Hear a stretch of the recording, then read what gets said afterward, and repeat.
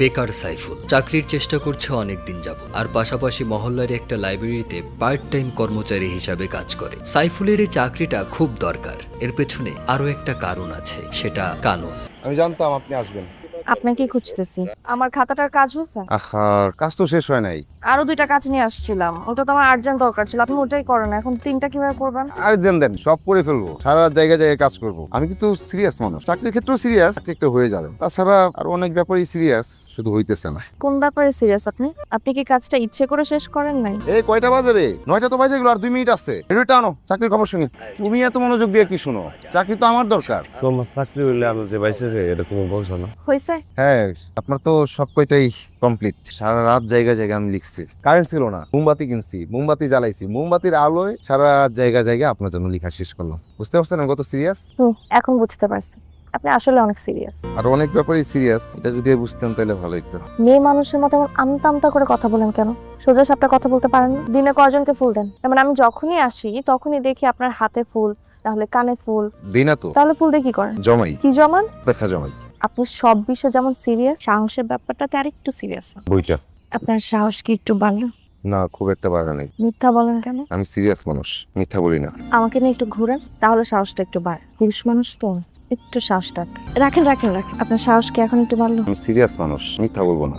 একটু বাড়ছে, চাকরিটা হোক আর একটু নিশ্চিত হই, তারপর পুরোপুরি সাহস করে সবকিছু বলে দিব। আচ্ছা, আপনি মাছলা খুব পছন্দ করেন? খুব পছন্দ। আমি আসি। ভাই ক্যাসেটটা সুন্দর, এটা বেচার জন্য না, টাকার জিনিস জায়গায় রাখেন। পাগলা মালও আছে।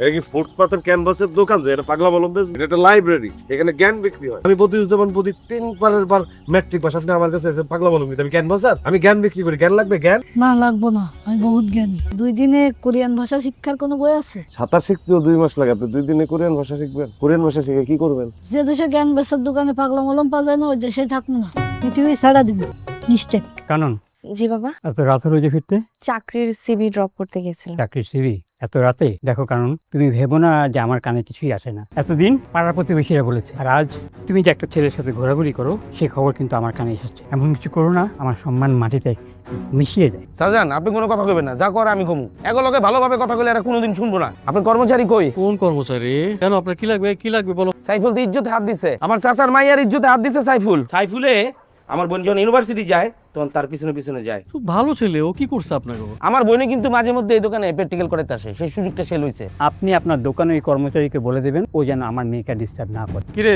মাল্লা কই? কই তো আমি কি জানি, আমার কয়ে যায় নাকি সবসময়? কি জানোস তুই? কি হয়েছে? তুমি নাকি ওর মেয়ের সাথে প্রেম করো, ঘুরে ফেলা, ওর রাস্তাঘাটে লোকজন দেখে। ওর বাবা আর ওর ভাই আইছিল, যে খারাপ ব্যবহার করলো তোমার লেগে আজকে আমার কত কথা শুনতে হইলো। হ্যাঁ, দয়া করে তুমি আর আমার এই দোকানে আসবা না, বাকিটা তুমি ভালো বোঝো। কানন আপু বাসায় আছেন? আপু, ঢাকা থেকে আপনার একটা চাকরির নিয়োগপত্র আসছিল। আপু আমি তাহলে গেলাম। আচ্ছা বাবা, আমার চাকরি হয়েছে। কয়দিন ধরে কানুনটা দেখতেছি না।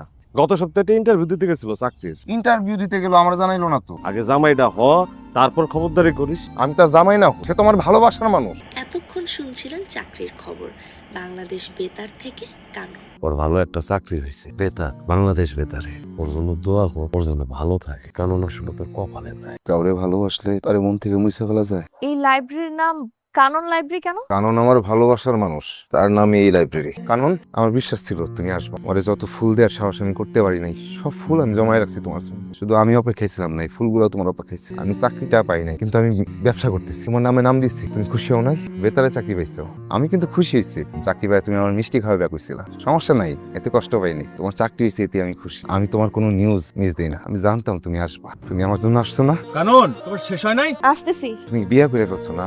আমারে মাফ করে দিও তো, আমিও তো অপেক্ষা করে গেছিলাম। আর অপেক্ষা তো তুমি কখনো দেখোই নাই, আগলা রাখো নাই, তোমার কখনো সাহসই হয় নাই। এখন সাহস হয়েছে, সব হারানোর পর সাহস হয়েছে। তুমি বলছিলে না আমাকে চাকরি পাওয়ার পর আমারে ভুলে যাও না, আমি তোমাকে ভুলি না। তুমি যেমন মায়ায় পড়ে যাওয়া জিনিসগুলোর যত্ন করে রাখা দাও, তোমারও যত্ন করে রেখে দিছি, কিন্তু সেটার প্রকাশ করা যাবে না। কানন, একটু জলদি করো প্লিজ। হ্যাঁ হ্যাঁ, ভালো থেকো।